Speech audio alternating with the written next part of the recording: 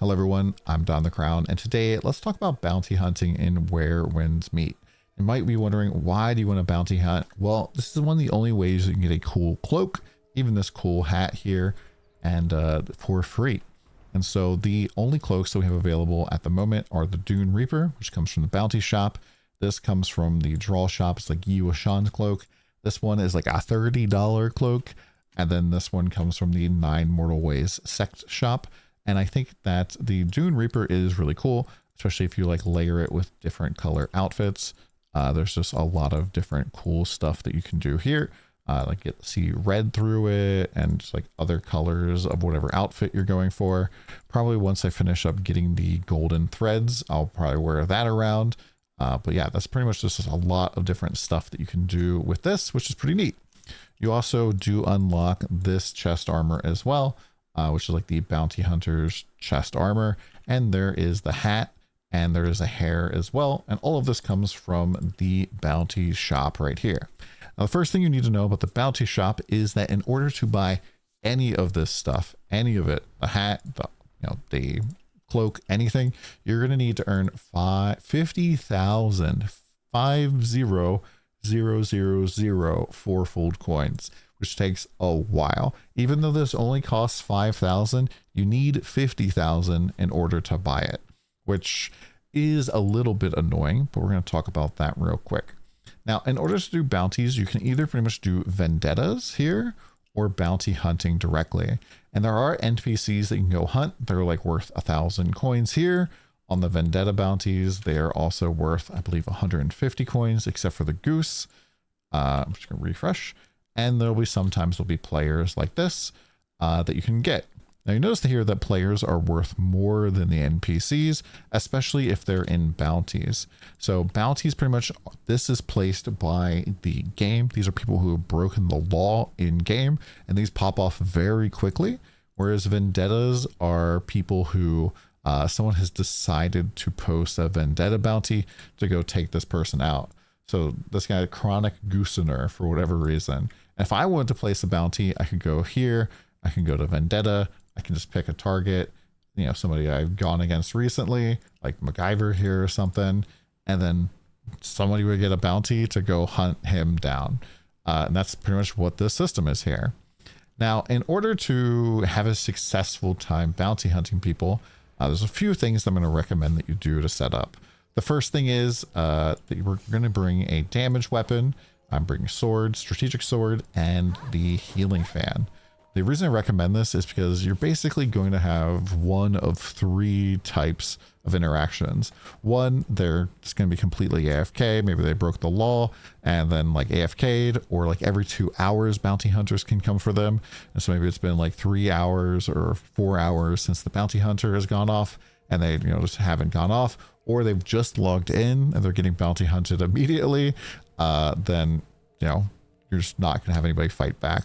The second option is that they're going to be running away from you nonstop. And the third option, they're going to be prepared to fight you. And a lot of times these guys are going to bring heals. A lot of times they're bringing either like 1 heal, and I've even gone against guys that are just double heal, umbrella and fan. And so they're just trying to like battle of attrition you down. And so you want to bring your own heal just so you can get out of it, especially if you're not a super great PvPer.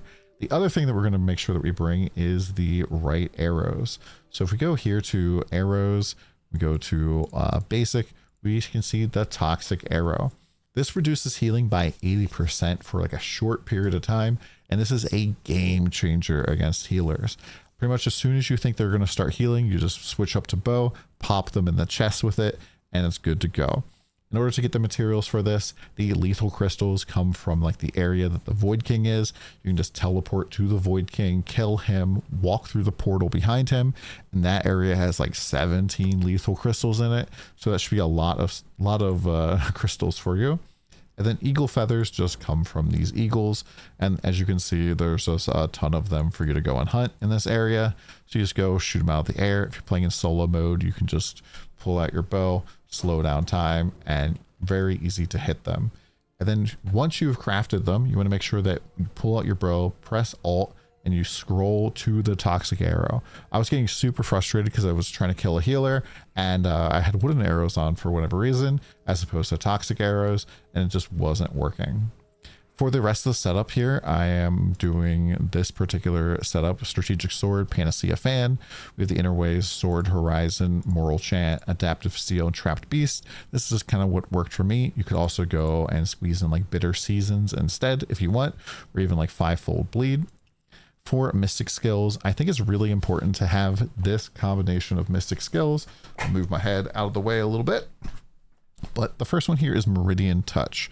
Now, as we mentioned before, Meridian Touch helps us with people who are going to run away. Both Meridian Touch and Cloud Steps can help us close the gap on players who all they do is run. And the way that we do this is by a cheeky little bit of tech with the Guardian Palm.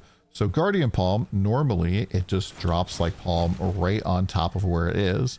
But if you Meridian Touch somebody, either an NPC or a player, it allows you to teleport right to them and use the Guardian Palm, which is very helpful for our purposes.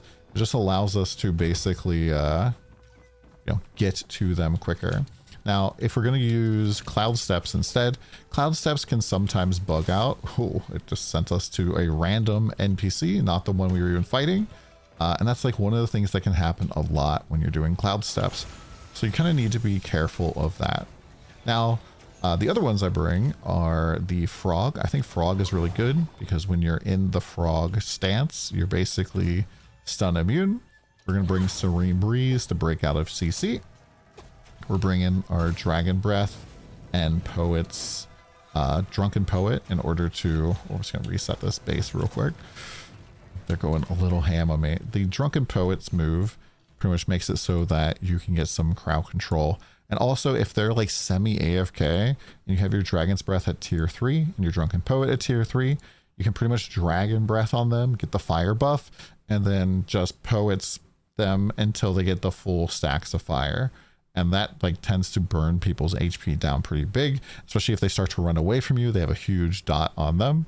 And then lastly, Soaring Spin does decrease the amount of healing you do. 80%, I believe, for a short period of time. But I found that it's way more consistent to just go and scroll up to my arrow and shoot him in the chest, as opposed to trying to hit that, because they can just walk away from you. They can like dodge, they can parry it. Arrows, for the most part, people don't do anything besides block them, and I'm pretty sure that still applies the debuff. You're gonna be good to go. Now, in order to get these bounties, what we're gonna do is go to Wandering Paths, and just go here, and it's pretty much just a click on it repeatedly in spacebar and hope that it comes up. Now, this kind of does suck because a lot of times these characters will be in another place, there'll be another kind of gameplay or something, all sorts of shenanigans. And I pretty much just sit here, try to get in, I refresh, and I switch between show this region and show all regions. You can go over to Vendetta and switch between the two, refresh over here as well. And yeah, getting the players sometimes can be a huge pain in the butt. They will always be the leftmost though, like so. Ooh, we got one. So we got to the screen, and pretty much I can see here that this guy is a tank in a DPS. So I'm going to go and track this guy. Let's see how this goes. This is not pre-filmed, so this guy has a Vendetta bounty on him for whatever reason. So hopefully we'll get a good example here of the PvP. I don't know how this is going to go. So I'm right on top of him. I'm going to press F. I'm just going to start by breathing.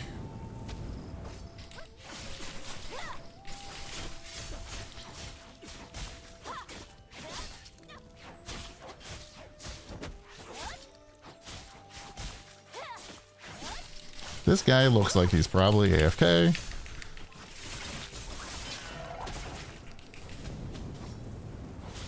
And as you can see, NPCs aren't going to get too mad if you're fighting near them.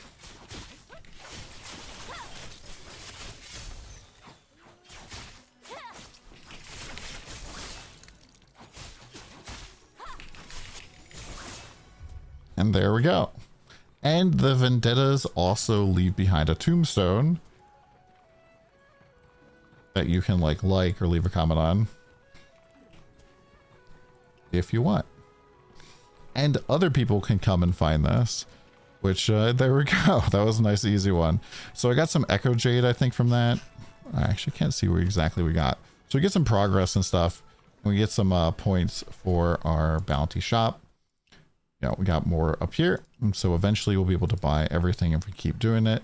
And yeah, that's pretty much how bounty hunting works. Half of the time I'd say that people are just AFK, especially so the bounty hunt, when you're actually doing bounties that are placed by the, you know, the game itself for doing crimes, a lot of those people aren't going to be AFK. The vendetta bounties, people are going to be AFK a lot of the time.